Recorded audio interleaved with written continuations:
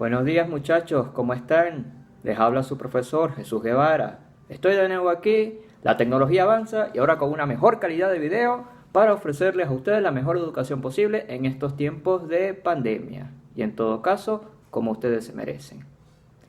Vamos a continuar la lección en donde lo teníamos pendiente. Esto recuerda que son videos cortos para maximizar la atención y la eficacia del aprendizaje, para que dicho aprendizaje sea también significativo.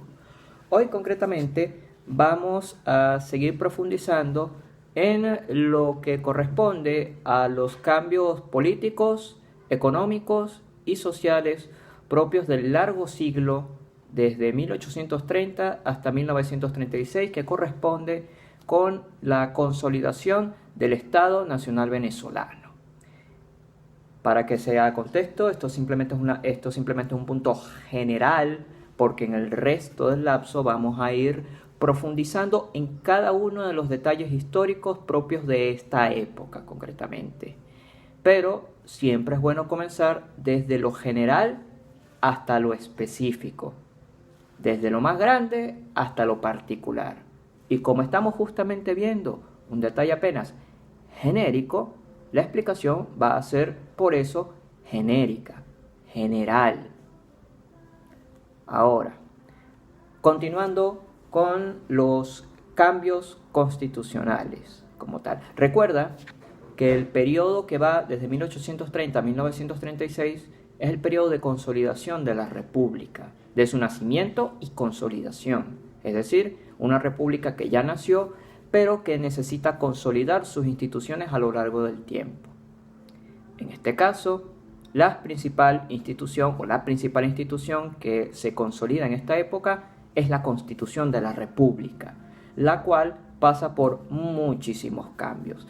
Pero dentro de los más relevantes para este siglo vamos a tomar solamente 3 constituciones, por su importancia y por señalar la apertura y final de ciclos históricos. La primera constitución es la del año 1830, la que le da nacimiento a la actual República de Venezuela, con el nombre de bolivariana, pero no importa, es el mismo estado. La Constitución de 1830 es la primera constitución de la República actual, como ya lo dijimos, divide los poderes en legislativo, ejecutivo y judicial. Recuerda, poder legislativo es el que hace la ley, poder ejecutivo es el que la hace cumplir, poder judicial es el que administra justicia. Su sistema electoral es un sistema de sufragio censitario y de segundo grado. ¿Qué quiere decir censitario y de segundo grado? Simple, que el sistema censitario, tú entras en un censo y votas, y solamente puedes entrar en este censo si tienes riqueza y educación suficiente. Y en segundo grado quiere decir que no se votaba directamente como hoy votamos al presidente de la República o a la Asamblea Nacional, sino que votaban en esa época con unos electores, y estos electores eran los que al final terminaban votando por los senadores y representantes al Congreso, que así se llamaba el poder legislativo en esa época, y al presidente de la República.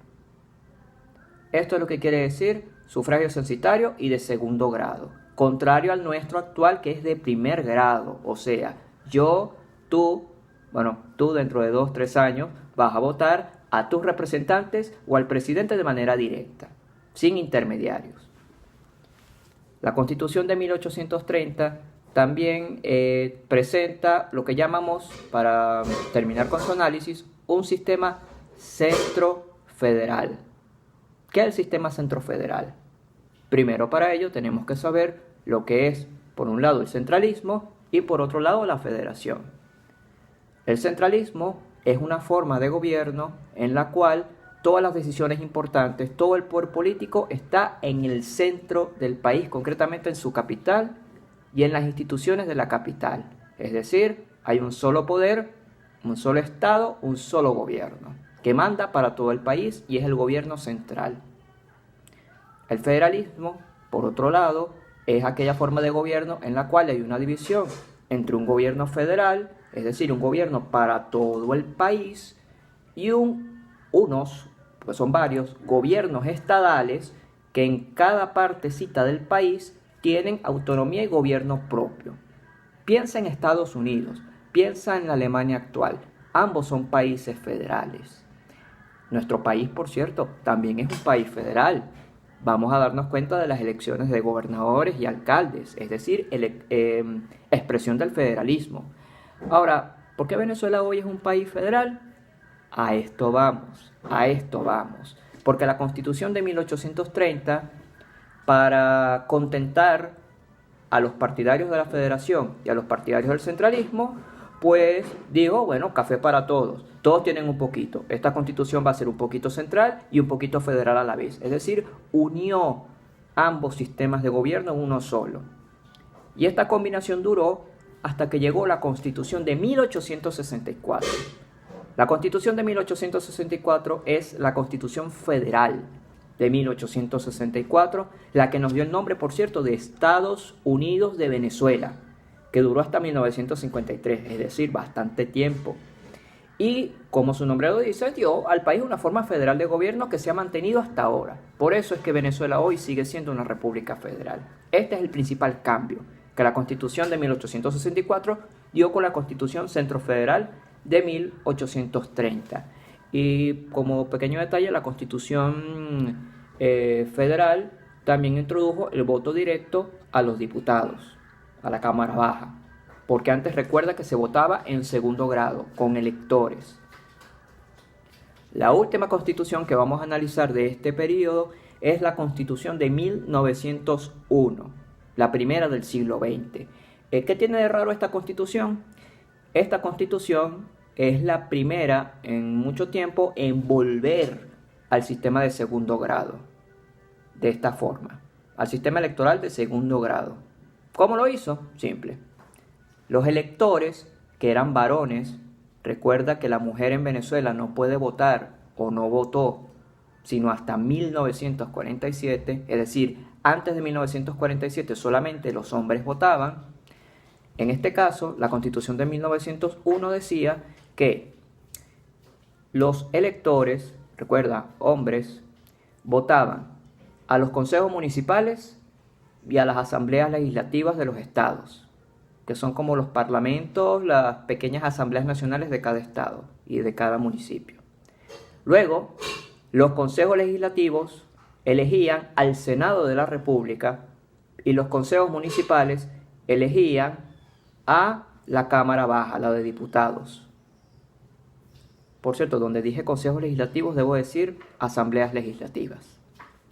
Y luego, estas dos cámaras, las del Congreso, Senado y Cámara de Diputados, votaban por el presidente de la República. Es decir, tenemos ya ni siquiera un sistema de segundo grado, sino casi un sistema de tercer grado, porque votas por señores que van a votar a otros señores que van a votar al gobierno, que depende del presidente de la República, como bien sabemos. Es decir, la Constitución de 1901 fue la primera en introducir este sistema y que duraría hasta 1945. Un sistema, por cierto, hecho para complacer a los dictadores, a los caudillos militares de la época, concretamente a Cipriano Castro y luego a Juan Vicente Gómez. Estos son los principales cambios constitucionales de la época que reflejan los distintos cambios que suceden o que sucedieron en este caso en la política de nuestro país, que es muy complicada y que, vamos a decir, lo que cuesta mucho resumirlo en apenas casi 10 minutos, así que te dejo con esta. Estos son los principales cambios constitucionales a los cuales le vas a tener que prestar atención. Recuerda, la Constitución de 1830, la Constitución de 1864 y la Constitución de 1901. Fíjate especialmente en si las constituciones son centrofederales, federales o centralistas. Fíjate también en el sistema electoral, es decir, cómo se eligen a los diputados y senadores y al presidente. Con eso tendrás el camino bastante andado para comprender o empezar a comprender la historia constitucional de tu querido país. Me despido por los momentos, deseándote un buen día y recuerda, estoy pendiente de ti.